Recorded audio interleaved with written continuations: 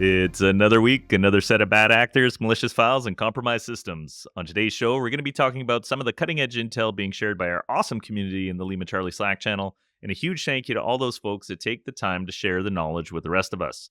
If you enjoy listening in on these intel chats and aren't in our community Slack channel yet, then you should join the conversation. Much more information than we can get through on the show is being shared there, and you will get it in real time. You can join the Slack channel at slack.limacharlie.io. And as always, for these chats, I'm joined by the one and only Matt Bromley. How are you doing today, sir? Chris, what's going on, sir? Not a lot of our listeners may realize this. Maybe they'll recognize this. I'm not sure. But it has been a hot minute since we've actually put one of these episodes together. I think we ran into a little bit of the holiday break, plus kind of I'm not going to say a slow start in January because we've been pretty busy over here. But I was traveling a little bit. For anyone who might be one of our listeners in the EU, I was actually over in your time zone for a little bit there, but it's great to be back here with you. I'm going to say locally because we're both in our local recording facility or areas, if you will. But yeah, I'm looking forward to today. Looking forward to being back here with you. And man, I'm excited for what I'm going to call like the next 11 months, maybe next year of these episodes. You know? Yeah, awesome. And why don't you share with our listeners where you were? Because I feel like it's a braggadocious kind of location.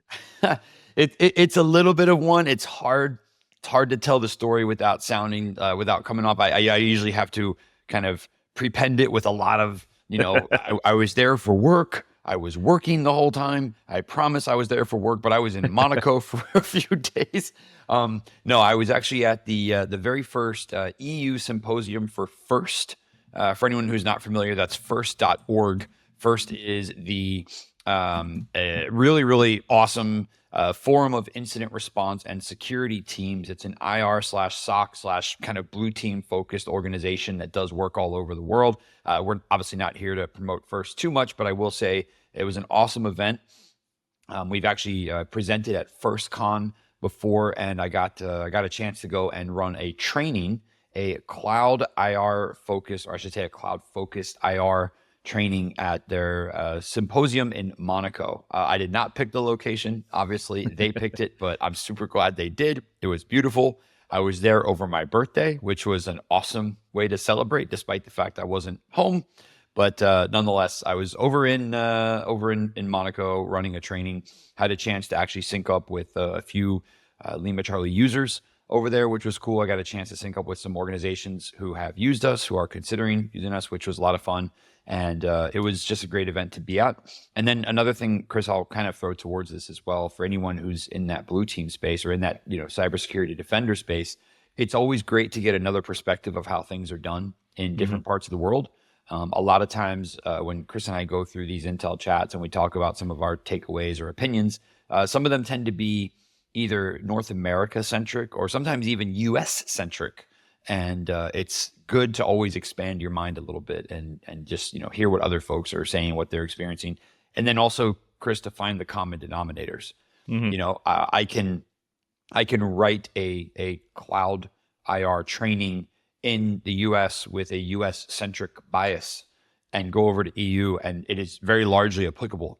Obviously data regulations and whatnot are different, but some folks are like, we have the exact same problems over here, exact same issues over here. And I think that's a really cool kind of tie back to what you and I talk through here is even though sometimes our opinions are geographically centric, it's actually shared around the globe when it comes to how to defend an organization or what these threats mean or how to counter them, how to detect them, so on and so forth. It's very applicable. So it was a nice kind of refresher to start the year off as well. Awesome. Yeah, the pictures look great, and I'm jealous. I haven't been to Monaco before, so that's on my hit list. It was my first time as well, and I will say to anyone who's listening, if you haven't been, definitely go check it out. Maybe when it's a little warmer. Admittedly, it was winter time when I was there, but it was still really cool to be there. But a huge kind of recurring thanks to the team at FIRST for putting on an awesome event and having me out there. Awesome. Let's dive into it. I think this one's a little over a week old now. But the Docker system status page was reporting on an ongoing issue affecting Docker desktop on macOS, where malware alerts are triggered by macOS identifying com.docker.vmnetd or com.docker.socket as potential threats. Users experiencing this issue were advised to manually stop Docker-related processes, remove binaries, and reinstall the updated version with properly signed binaries from the Docker application bundle. Having a hard time with my mouth today. Docker has identified the root cause as incorrect file signing in some installations. The patch releases for Docker desktop versions 4.32 through 4.37 are now available, addressing this problem. Docker's team continues to monitor the situation and provides detailed remediation steps in their documentation. Other Docker services, including Docker Hub authentication and security scanning, are operational with no additional disruptions reported. So I initially read that as some kind of malware, but it looks like it was just sort of operational problems. Yeah, I mean, I'm always happy when things like this turn out to just be an operational, or in this case, I think a code signing issue, actually, but nothing malicious, just an incorrect sign. I would like to say that there's some great inherent protections in macOS that it came back and said, hey, these things aren't signed correctly, and there might be an additional threat here. So maybe I don't want to say false alarm for everyone, because there was something to be fixed, but not malicious. Just some code signing that needed to be taken care of. I don't know, Chris, if this affected a lot of people or not, but I'm always a huge fan of, honestly, when like little blips like this happen and all they do is they kind of confirm the runtime operational security that you get inherent in some operating systems. So hats off to macOS, I guess, for making it super easy and straightforward. Yeah, for sure. And a missigned binary definitely raises some flags, right? Yes, absolutely. On Windows, that's a classic threat hunting technique, because Yeah. it will probably still be running on macOS. Sorry, everyone. This is not a Mac v Windows discussion. Yes, it's good. All right. Let's just blow past that one and get to SafeBreach Labs has released a proof of concept exploit for CVE-2024-49113, a critical vulnerability in the Lightweight Directory Access Protocol, or LDAP, that impacts unpatched Windows servers, including Active Directory domain controllers. I feel like we might have touched on this one a week ago, or the last time we did this show.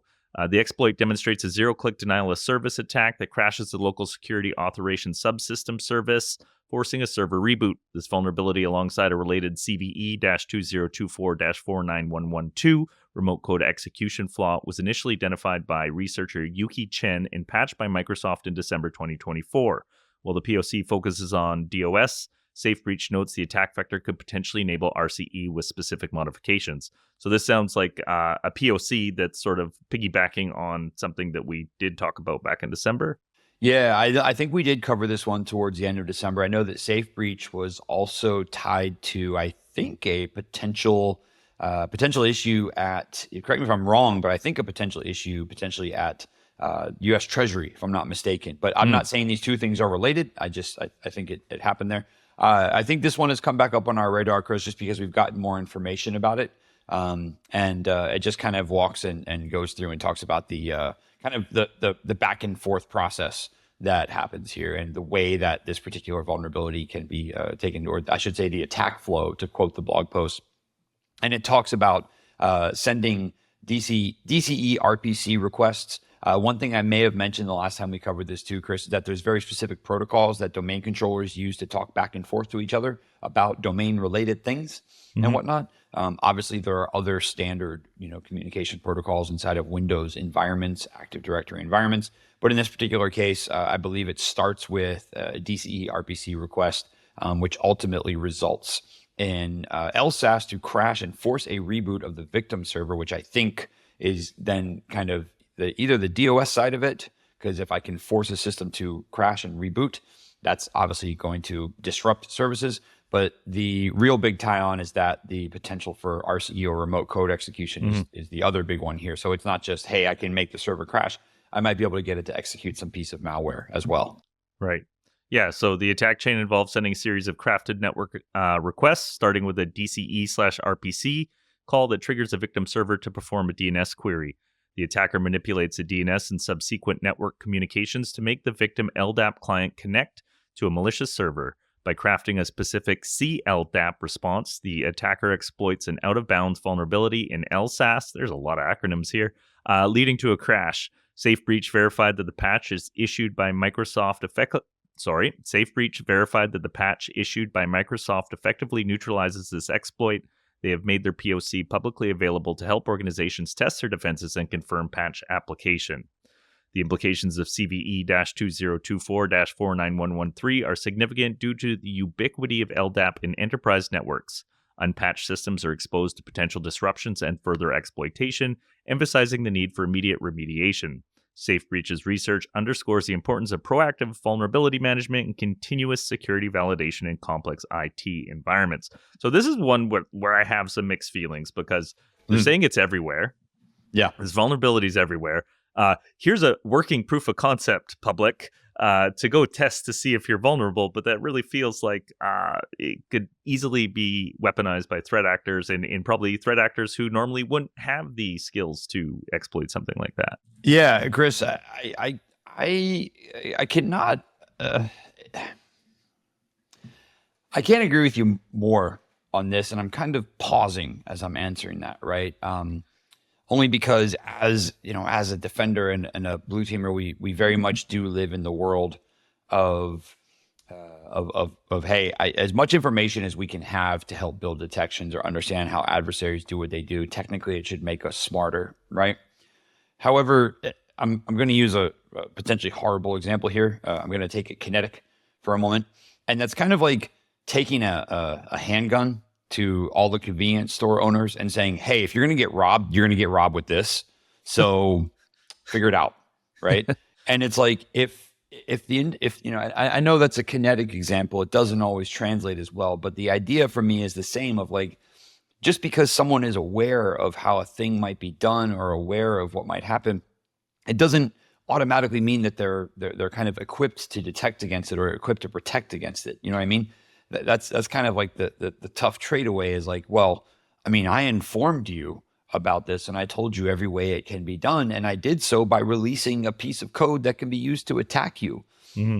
And it's kind of like, okay, well, as long as the organization that I'm in charge of defending has the resources and the wherewithal to take that POC and convert it into a detection or understand how that works, I think is like, and that's a very significant, I should say, small portion of the population, probably a single digit of the population. I was going to say, I bet you the vast majority of companies with this vulnerability don't have the resources or the specialty to even know that it needs to be patched. Exactly. Yeah. And this is, the biggest kind of follow-on issue there is, well, is it best to have maybe shared some detections instead? Because Chris, the other side of this conversation, which we don't want to have, is a particular POC has been detected by a vendor, and that vendor is using that to sell their product. And like, I feel like we'd kind of be on the fence the other side, and we'd be like, you can't withhold POC information to sell your product. You should be sharing that with folks, Yeah. I'm kind of indifferent, torn in the middle about like what the best approach is, because I do think that by sharing POC code, you do enable a lot of other cybersecurity defense platforms or defensive mechanisms to defend themselves as long as they can reverse engineer it. It definitely gives way for more technically advanced endpoint companies to build out detections and stuff, or AV companies to build out detections. So, I'll just simply say like Microsoft, for example, might pick up that POC and deploy a detection mechanism inside of Defender, which can protect against it. And thus it's kind of spread out all throughout, the Defender population. And I'm just using that as an example, not as the example, just an example. But the flip side is, what about an adversary who on their own could not have figured out how to run this thing, and now they can? It's torn, I wonder where the liability is if you could prove that a threat actor used that POC as the entry vector to go ransomware an organization. Like, does that make them liable for releasing it? It's open source code, man. MIT license. No problem. The internet is free. I'm not responsible for what people do with this code right here.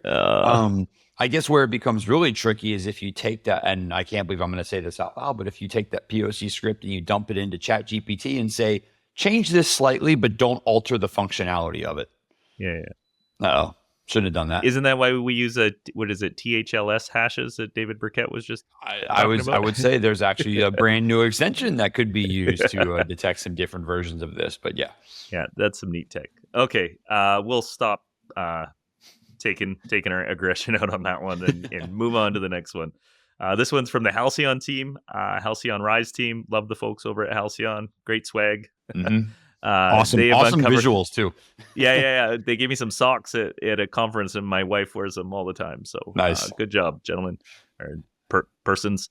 All right. Anyway, here we go. The Halcyon Rise team has uncovered a novel ransomware campaign targeting Amazon S3 buckets, exploiting AWS's server-side encryption with customer-provided keys, SSE-C. This attack, led by the threat actor Codefinger, encrypts S3 data using keys generated and controlled by the attacker. Victims must pay a ransom for the encryption key, as AWS itself retains no recovery capability. This approach leverages legitimate AWS encryption services, requiring attackers to only obtain AWS credentials with permissions for S3 read-write operations. No AWS vulnerability exploitation is needed. That's how's that for living off the land? This one, actually, Chris, it's funny. So for anyone who's listening and I'm going to refer back to it, which is why I introed it in the very beginning of today's episode.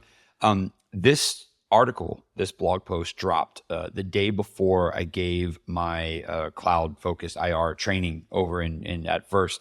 And I quickly was making edits overnight to include this in the discussion, because to me, this is a perfect example of, Chris, you called it out, like cloud-based living off the land. I don't know, living off the cloud. Living off the cloud, is that a thing? Living off the cloud, living in the skies. Who knows? Yeah. We might have to come up with a name. Maybe we just invented a brand new living off the thing. Living off the AWS. LOC. That sounds like an acronym that already exists. I don't know. I'm trying to think of what it stands for, but anyways, this one is crazy. This one is crazy because. So one of the discussions that we had in the class was who's responsible here. And the most interesting part about this particular attack, Chris, is it takes full advantage of legitimate AWS S3 API calls. It takes advantage of AWS products, so server-side encryption with customer-provided keys. And it takes advantage of read-write privileges over S3 buckets, and essentially says someone can come to the table, utilize SSE-C, create their own encryption key or bring their own encryption key, encrypt the contents of an S3 bucket, and then hold it ransom. And the only thing they needed was an account with the correct permissions. Chris, you might mention this after I am done with this little diatribe here, but the other crazy thing about it was they even took advantage of AWS's S3 file deletion policies and put a 7-day timer on the deletion of the data. And I just think the overall complexity of this attack was really just solid data management principles per valid S3 API calls. And I got to say, if you're one of the organizations that suffered attacks to this or suffered to this attack, man, it's got to just be a kick to the gut. It's got to be, because to be fair, AWS did nothing wrong, right? And the discussion I had with some of the students in class was like, well, who's liable here? And of course, there were some folks who were like, well, if AWS knows this didn't exist, like, why don't they stop it and everything like that? It's like, because the idea of encrypting data and deleting it per deletion policy is typical business. Like, just because the person controlling the encryption key is a bad guy or bad girl or a bad actor doesn't mean they did something wrong, right? And I think the more tricky part about this is, for anyone who may have suffered to this, you might have noticed the AWS like CloudTrail logs and all that kind of stuff, Chris, which I think you're going to talk about in just a second here. They only contain the HMAC. They don't contain the actual key. So there is no way to recover this until you engage the attacker and get that money back. But I'll let you talk a little bit more about some of the more some of the finer details here. Yeah, sure. Here's the layout of the AWS ransomware service. The attack is particularly concerning because the data, once encrypted, is permanently inaccessible without the provided key, as you just mentioned. Even AWS's CloudTrail logs only have a hash-based message authentication code of the key, rendering forensic recovery impossible. To pressure victims, the attackers set lifecycle policies for file deletion within 7 days and deposit ransom notes with payment details and warnings against altering account permissions.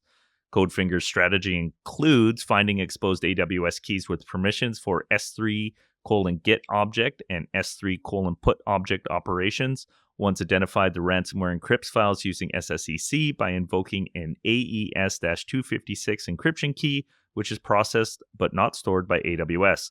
The attackers' advanced use of lifecycle policies and limited log evidence make detection and response difficult. Halcyon reported that at least 2 organizations have already fallen victim to this scheme. To mitigate risks, experts recommend restricting SSE-C usage through IAM policies, auditing and rotating AWS keys, enabling detailed logging, and working with AWS to enhance account security. AWS has reiterated the importance of following security best practices, such as using IAM roles, temporary credentials, and services like Secret Manager to avoid long-term credential exposure. Yeah, man. And it just really emphasizes more and more how much like identity management is like square one for strong security posture in the cloud. That's, I think, something that's going to be more and more important is managing those, auditing them, and just making sure, least privilege and all these things that we know we should be doing are being implemented. That's the big takeaway here, Chris, for everyone, is not like, how do I detect this, but more about how do I ensure I don't have any accounts out there with these permissions, kind of straggler accounts and stuff like that. So anyone who's listening who has to manage or secure an AWS environment, or I should say their enterprise's AWS environment, go double check permissions of those accounts. And it's funny, Chris, we're not going to mention this one directly, but I was just this morning reading, I think Google Cloud just came out with their kind of first half of 2025 threat horizon report, which talks of what they've seen from a cloud threat perspective. And one of the top threats is accounts with too many permissions, overprivileged accounts, if you will. So if we can impart any knowledge to any of our listeners here, it's go and lock those things down. You don't need these public, I don't want to say public, sometimes they're stolen accounts, but you don't need to provide too much privileges here. Just exactly what the account needs and for what it needs it for, and that's it. Yeah. And having some kind of like ongoing audit process to make sure as people's roles change or they even leave the organization, having offboarding stuff in place. So you just don't want those straggler accounts kicking around. Yeah. And of course, like securing code and not committing API keys to public repositories. And I mean, there's all sorts of stuff that need to be done, right? But more importantly is, even, and I'm not trying to make this too simple, right? But I am kind of saying that if you do end up having an account that accidentally gets exposed or kind of gets shown via, a public repo or something like that, go disable it, go change it. Or if you can't, give it the least privileges. But I would say, like, there's quick fixes there. Like, don't leave those accounts active or leave those keys active and then try to, well, if someone uses this, we'll know, kind of a thing, right? It's like, no, just change it and get rid of it, like to the point where if anyone were to get the API key or get the account information, it would be null and void. So just go that far if you need to. And I'm going to tell you right now, maybe a couple of things in the dev environment might get broken, but that's much better than an adversary going into S3 and ransoming all your data. I'm telling you, it's a much easier lift. With the built-in 7-day deletion window. That was the kicker in the discussion I had with the class, where it was like, by the way, they also utilize a legitimate deletion API to make sure the data had a 7-day window. So when those adversaries call and they say you have 7 days, that is not their own clock starting. That is like, you have 7 days as of AWS's API call 2 hours ago. So you really have 6 days and 22 hours. Good luck. Get Bezos on the phone. That's right. All right. This one most certainly was on my 2025 bingo card. A recent campaign has been targeting Fortinet, FortiGate firewalls with exposed management interfaces, right? Surprise Pikachu face. Right. So they're likely exploiting a 0-day vulnerability to gain unauthorized administrative access. According to Arctic Wolf, attackers initiated this campaign in November 2024 by exploiting a suspected flaw to log into management interfaces, create new super admin accounts, and modify SSL VPN configurations. These actions included creating local user accounts, associating them with existing VPN user groups, and extracting credentials through DC sync, a technique used for lateral movement in networks. The campaign unfolded in 4 stages, starting with vulnerability scanning and reconnaissance, followed by configuration changes and credential theft. Attackers utilized the JS console interface accessed from a limited number of VPS hosting providers. The targeted firmware version spanned FortOS 7.0.14 to 7.0.16, all released in 2024. Researchers noted the automated nature of log-in logout events, indicating opportunistic rather than targeted attacks. Fortinet has since confirmed a critical authentication bypass vulnerability listed as CVE-2024-55591 in affected versions of FortOS and FortiProxy. FortiOS and FortiProxy, those are tough ones, which has been weaponized to compromise firewalls. So it feels like Groundhog Day with these ones. They all seem similar, and they seem to come up every couple months. I won't name them, but if you word cloud a lot of the Cybersecurity Defender podcast Intel chats, you'll probably come up with the same vendors in big, bold letters and some other ones in smaller side there. But I hate to say, unfortunately, some vendors and their ubiquitous industry placement ends up making them pretty hot targets. And I hate to say this, Chris, but like write better code. I mean, there's got to be a point where like someone in charge of product is like, can we stop having monthly 0 days? Good Lord. But you got, like you said, they're very high profile. They are most certainly a heavily targeted target. Yeah. But but lock it down, whatever you're doing, Yeah. I mean, all jokes aside, right? It is possible to write a bingo card with certain vendor names on there. I mean, Chris, it's a matter of time before this year. We will see a couple other vendors pop up, and I won't say who right now, but when they pop up, Chris and I will mention the bingo card. We'll see if Pulse ends up here soon. But anyways, sorry, I didn't mean to say that out loud. But my point being, for things like this, I want to kind of remind everyone, first off, there's patch, right? Patch your systems, number one. Number two, take a look at kind of the attack chain and the way that this is done.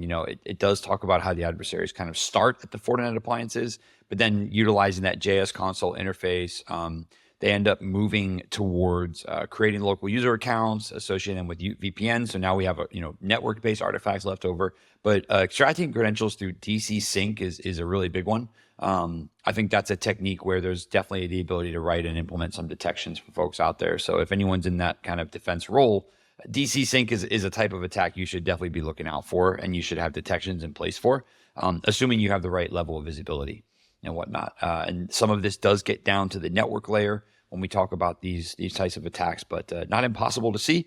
Might also be some evidence inside of Windows event logs that you could look at as well. But nonetheless, definitely an attack that, once again, like many attacks we talk about on this show, start with something novel or something 0 day or something unique and end with the same old stuff. It's not like it's a 0 day from end to end. It's like the intro is brand new, but then it's like, we create local accounts and we use DC sync. And it's like, okay, cool. That's where I'm going to probably catch the adversary most of the time, as opposed to at the front end.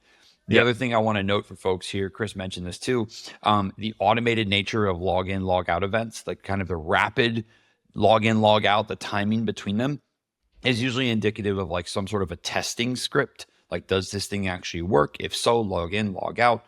Now that may indicate like an automated testing script. It may not confirm compromise, but don't forget, folks, there's plenty of people out there in the malware ecosystem and the threat actor ecosystem.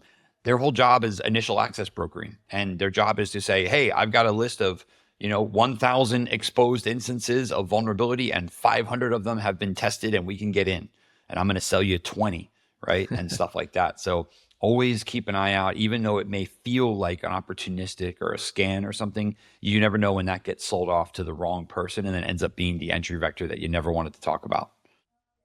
Yeah. So the attacker's ability to make persistent configuration changes, create new VPN portals, and manipulate user groups underscores the severity of the vulnerability.